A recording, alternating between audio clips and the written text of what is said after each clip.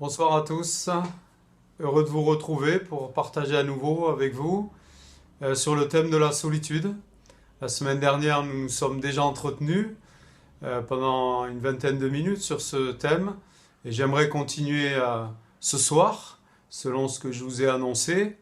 La semaine dernière, on a parlé de 3 personnages bibliques qui ont connu la solitude et même plus que la solitude puisque cette solitude était associée au fait qu'ils étaient rejetés, hein, et Dieu les a restaurés, il leur a donné tellement plus. Amen. Hein, ces 3 hommes, c'était Joseph, Job et Paul. Ce soir, j'aimerais que nous parlions de notre rôle face à la solitude et de celui qui peut nous aider pour faire face à la solitude et pour aider les autres justement dans ce rôle que nous avons, pour venir au secours des personnes qui souffrent de ce mal. Cette personne, bien sûr, c'est Jésus-Christ. Jésus est la bonne personne à qui parler de votre solitude. Jésus est la bonne personne pour vous aider à créer des ponts pour ceux qui vivent la solitude. C'est les 2 parties que nous verrons ensemble ce soir. Premièrement, Jésus est la bonne personne à qui parler de votre solitude. Jean chapitre 7, verset 1, il est écrit ceci: « Après cela, Jésus parcourait la Galilée car il ne voulait pas séjourner en Judée parce que les Juifs cherchaient à le faire mourir. » Vous voyez que très tôt dans le ministère de Jésus, alors qu'il commence à parcourir la Galilée, la Judée, et qu'il parle de son ministère, du fait qu'il est le Fils de Dieu, même s'il le fait d'une manière discrète, eh bien, va commencer à susciter la jalousie et la haine. Et donc Jésus va se retrouver menacé de mort par les Juifs, son propre peuple, ceux qui honorent son Père. Puis dans Matthieu 26, au verset 56, c'est la deuxième partie du verset, il est dit: « Tous les disciples l'abandonnèrent et prirent la fuite. » C'est au moment de son arrestation au jardin de Gethsémane. Nous voyons que non seulement Jésus s'est retrouvé isolé des hommes religieux juifs et même menacé par eux, mais nous voyons que alors qu'il est arrêté par ces mêmes religieux, eh bien, ses disciples, ses proches vont l'abandonner. Et je crois que Jésus a vécu des choses très difficiles et en connaît un rayon sur la solitude et sur le rejet. Certainement que cela a été encore plus dur pour lui que pour Joseph, que pour Job ou que pour Paul. Dans Philippiens chapitre 2, versets 7 à 8, le début du verset 8, il est écrit ceci: « Il s'est dépouillé lui-même en prenant une forme de serviteur, en devenant semblable aux hommes, et ayant paru comme un simple homme, il s'est humilié lui-même, se rendant obéissant jusqu'à la mort, même jusqu'à la mort de la croix. » Sa solitude, elle était programmée, sa mort à la croix était programmée, mais ici l'apôtre Paul nous dit que il a vécu une autre forme de solitude dans le sens où il s'est dépouillé de sa gloire céleste pour venir revêtir un corps d'homme. Jésus, on ne pourra jamais vraiment s'en rendre compte, mais combien il a dû se sentir seul au milieu des hommes. Du fait qu'il était le seul sans péché, le seul à suivre parfaitement les voies de son Père, le seul à comprendre les commandements de son Père parfaitement. Quelle solitude, et puis quelle solitude à la croix aussi, où il dira cette phrase terrible: « Père, pourquoi m'as-tu abandonné ?» Mes amis, s'il y a quelqu'un qui peut vous aider lorsque vous êtes dans la solitude, c'est bien Jésus-Christ. Il sait exactement de quoi vous parlez quand vous lui confiez ce problème. Il s'est retrouvé isolé du ciel, dépouillé d'une partie de sa gloire et abandonné même par son Père pendant quelques instants au moment où il porta les péchés de l'humanité. Dans Hébreux chapitre 4, versets 15 à 16, voici ce que l'auteur nous dit: Nous n'avons pas un souverain sacrificateur qui ne puisse compatir à nos faiblesses. Il s'agit de Jésus. Au contraire, il a été tenté comme nous en toutes choses sans commettre de péché. Approchons-nous donc avec assurance du trône de la grâce afin d'obtenir miséricorde et de trouver grâce pour être secourus dans nos besoins. Amen. Il est un souverain sacrificateur qui peut compatir à nos faiblesses parce qu'il a connu les mêmes choses que nous. Il les a connues vraiment au plus profond de ces thématiques, ces problématiques comme celle de la solitude. Un ami pourra combler votre solitude quelques heures par semaine, passant du temps avec vous, mais pas plus. Jésus, lui, il est présent à vos côtés, H24, mes amis. 24 heures sur 24, Jésus est là, présent. Y a-t-il meilleur remède contre la solitude? Alléluia. Merci à Dieu de nous avoir envoyé Jésus. Jésus qui a promis, qui a fait cette promesse, je suis avec vous tous les jours. Et je dirais toutes les secondes. Amen. Jésus est vraiment la personne à qui s'adresser lorsqu'on souffre de solitude. Jésus est aussi, deuxième point, la bonne personne pour vous aider à créer des ponts pour ceux qui sont dans la solitude. Dans son enseignement, Jésus va casser tous les codes préétablis sur les relations humaines, et notamment dans son sermon sur la montagne. Nous lisions dans Matthieu chapitre 5, versets 38 et suivants, jusqu'à la fin du chapitre. Nous lisons des choses extraordinaires, révolutionnaires pour l'époque. Voici ce que dit Jésus. Vous avez appris qu'il a été dit œil pour œil et dent pour dent. Mais moi, je vous dis de ne pas résister aux méchants. Si quelqu'un te frappe sur la joue droite, présente-lui aussi l'autre. Si quelqu'un veut plaider contre toi et prendre ta tunique, laisse-lui encore ton manteau. Si quelqu'un te force à faire 1000, fais-en 2 avec lui. Donne à celui qui te demande et ne te détourne pas de celui qui veut emprunter de toi. Vous avez appris qu'il a été dit, deuxième chose, d'abord œil pour œil, dent pour dent, il reprend cette maxime, Jésus, et puis ensuite il dit, vous avez appris qu'il a été dit, tu aimeras ton prochain et tu haïras ton ennemi. Mais moi je vous dis, aimez vos ennemis, bénissez ceux qui vous maudissent, faites du bien à ceux qui vous haïssent et priez pour ceux qui vous maltraitent et qui vous persécutent, afin que vous soyez fils de votre Père qui est dans les cieux. Le but, c'est d'être des fils de notre Père, en ayant cette mentalité. Car il fait lever son soleil sur les méchants et sur les bons, et il fait pleuvoir sur les justes et sur les injustes. Si vous aimez ceux qui vous aiment, quelle récompense méritez-vous?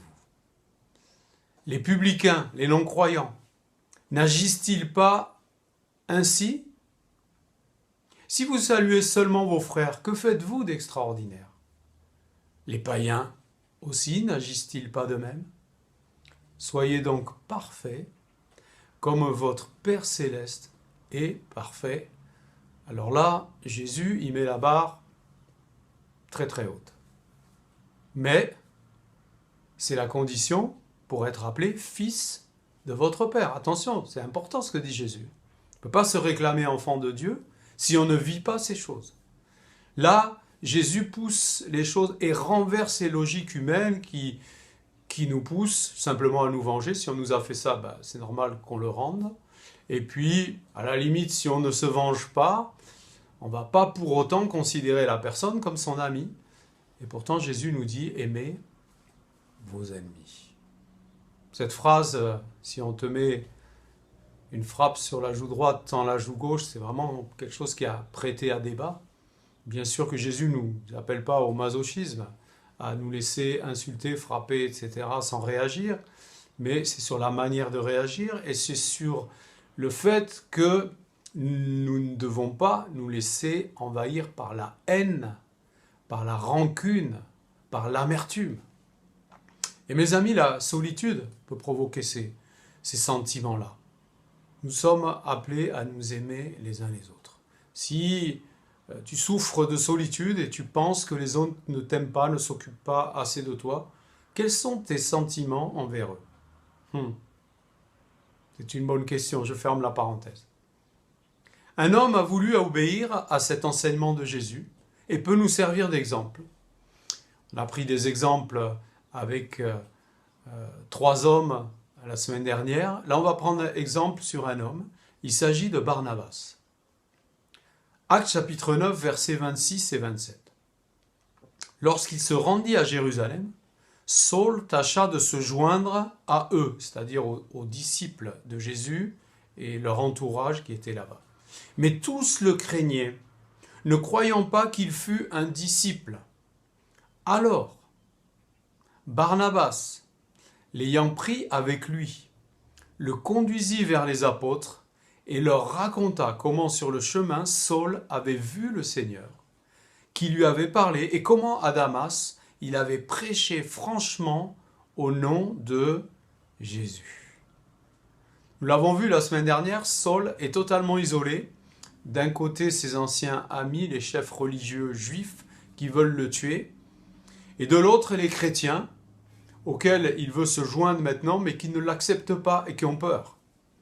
Ils craignent une fausse conversion, un stratagème de sa part. Saul est donc terriblement seul. Mais il va quand même faire l'effort de se rendre à Jérusalem, rencontrer les autres chrétiens et notamment les disciples de Jésus, alors que ceux-ci sont réservés à son sujet. Et Barnabas va être l'homme qui va se lever pour créer un pont entre Saul et ceux qui veulent le laisser seul. Regardez ce qu'il est dit au verset 27. Et cela peut nous aider. Première chose, Barnabas le prend avec lui. Les personnes seules ont besoin qu'on les prenne avec eux, qu'on leur témoigne de l'intérêt. Deuxième point, il les conduisit vers. Les gens seuls ont besoin qu'on les prenne avec nous pour les conduire vers d'autres personnes, afin de lier de nouvelles amitiés, de créer des ponts ainsi. Et puis la troisième chose qu'on voit que fait Barnabas, c'est qu'il leur raconta ce que Saul a vécu. Les gens seuls ont besoin qu'on parle d'eux en bien, pour les défendre, pour les faire accepter. Et ce que va dire Barnabas en racontant l'histoire de conversion de Saul, eh bien ça va être favorable pour le faire accepter. Parfois, on peut parler des gens seuls en disant « bah oui, c'est lui qui s'isole, c'est de sa faute, puis tu as vu le caractère qu'il a, et ceci et cela ». Là, on n'est pas des Barnabas. Et on n'est pas des fils du Père, comme Jésus le dit. Quel merveilleux état d'esprit que celui de Barnabas. C'est celui de son modèle, qui n'est autre que Jésus-Christ. Dans ce monde tellement individualiste, avez-vous épousé la mentalité de Barnabas ou avez-vous épousé la mentalité ambiante du chacun pour soi? Repérez-vous les gens qui sont seuls ou êtes-vous tellement accaparé par votre personne, par vos occupations, que vous ne les voyez même pas? Ces questions sont importantes, mes frères et sœurs. Je répète. Repérez-vous les gens qui sont seuls ou êtes-vous tellement accaparé par votre personne ou vos occupations que vous ne les voyez pas? Et quand vous les voyez, les prenez-vous avec vous? Comme Barnabas a pris Saul avec lui? Les conduisez-vous vers d'autres personnes comme Barnabas a conduit Saul vers les disciples? Est-ce que vous les présentez à d'autres personnes de l'Église, non pas pour vous en débarrasser, mais pour les intégrer dans votre cercle d'amis? Comment parlez-vous des rejetés, des marginaux, des gens pas comme les autres, les gens à problème, vous savez comment on les appelle, qui ont du mal à s'intégrer, qui sont rejetés partout où ils sont dans la société, et quand ils arrivent à l'église, malheureusement, souvent, ils sont rejetés là aussi. Quelle est notre attitude, mes frères et sœurs? Est-ce que nous sommes des Barnabas qui vont voir ce qu'il y a de bon dans ces personnes pour en parler aux autres et pour les faire accepter par le groupe? La réponse que vous donnez dans la pratique à toutes ces questions que nous venons de poser peut tout changer pour des personnes qui souffrent de la solitude. L'enjeu est crucial, il est important. Et c'est la responsabilité de l'Église, mais je ne veux pas parler de l'Église volontairement parce que c'est trop facile de se cacher derrière l'Église. Je dirais ce soir, c'est ta responsabilité en tant que chrétien, en tant que fils du Père, comme le dit Jésus. Amen. J'espère vraiment que ces paroles peuvent nous convaincre, nous les chrétiens, de faire quelque chose pour ceux qui sont seuls. Je voudrais terminer avec un petit mot pour les personnes qui sont seules. Parce que vous pouvez être là en disant « Bah oui, c'est vrai ce que vous dites, pasteur. Ça ne se passe pas dans mon église tout ça. C'est pour ça que je suis seul. » Et puis vous partez encore dans l'amertume, la critique. Et vous vous mettez dans la peau de la pauvre victime. Mais comme nous l'avons vu avec Joseph, avec Paul, ne tombez pas dans le piège d'endosser le rôle de la pauvre victime. Mais essayez d'établir des ponts vous aussi. Ce n'est pas seulement la responsabilité des autres. On voit que dans l'exemple de Saul et Barnabas, ce n'est pas seulement Barnabas qui a agi pour intégrer Saul, mais Saul s'est rendu à Jérusalem. Il n'est pas resté dans son coin en train de se plaindre et de se lamenter sur son sort. Au lieu, je vais vous donner un exemple, au lieu de dire « personne ne m'invite jamais », et je l'entends souvent dire des personnes seules, pourquoi vous n'inviteriez pas des personnes à votre table? « Oh mais pasteur, je suis timide, je suis seul, je n'ai pas l'habitude. » Pas de souci, je le comprends tout à fait. Mais n'avez-vous pas un Père Céleste à qui vous pouvez demander de briser votre timidité et de vous donner à vous aussi un amour fraternel pour les autres? Parce que si les autres sont appelés à vous inviter et à créer des relations avec vous, mais vous êtes comme eux, fils, ou appelés à être fils du Père. Et donc vous avez aussi cette responsabilité de les accueillir. Le fait de ne pas rester seul dépend aussi de vous. Vous aussi, vous pouvez créer des ponts. Amen. Gloire à Dieu. Et vous pouvez aussi être des Barnabas, et des Barnabas très forts, parce que qui peut mieux aider quelqu'un qui souffre de la solitude que quelqu'un qui connaît ce problème lui-même? Amen. Ne vous laissez pas vaincre par l'amertume, par le piège de se glisser dans la peau de la pauvre victime. Prenez exemple sur Joseph, Job et Paul. Prenez exemple sur Jésus. Amen. Et puis, remettez-vous à Jésus pleinement. Quand cette souffrance est là, parce que même si on fait tout parfaitement, il y aura toujours des moments où vous serez seul. Si vous vivez seul, les moments où vous êtes chez vous, vous êtes seul. Eh bien, dans ces moments-là, il faut vous tourner vers Jésus. Parce que comme on l'a dit, vos amis vous quittent un temps, votre famille ne peut pas être tout le temps avec vous, mais Jésus, lui, est H24 avec vous. Amen. Gloire à Dieu. Et puis, fixez-vous comme mission. Fixons-nous les uns les autres comme mission de créer des ponts entre ceux qui sont seuls et ceux qui ont des cercles d'amis. Amen. Oui, que le Seigneur nous bénisse, que le Seigneur puisse agir, et comme le dit l'apôtre Paul, qu'il nous aide à ne pas nous conformer au siècle présent, mais à être renouvelés dans notre intelligence. Amen. Et que vraiment on ait une autre mentalité, un autre esprit que celui de ce monde. Seigneur, nous venons à toi. Comme il a été dit dans ce message, tu es la personne ressource pour le problème que nous évoquons. Et nous venons à Jésus que ce soit par rapport à notre solitude, que ce soit par rapport à notre devoir de créer des ponts pour ceux qui sont dans la solitude. Dans les deux cas, nous avons besoin de toi et nous venons à toi ce soir en demandant encore une visitation du Saint-Esprit afin que notre intelligence soit renouvelée et que nous ne soyons pas comme ceux de ce siècle. Au nom de Jésus, nous prions afin que ces choses ne soient pas seulement des belles paroles entendues, des belles paroles dites, mais que réellement tout cela se retrouve dans la pratique de notre Église et de nos vies personnelles. Amen. Que ton nom soit glorifié. Merci pour votre attention et à bientôt sur notre chaîne YouTube. Que Dieu vous bénisse.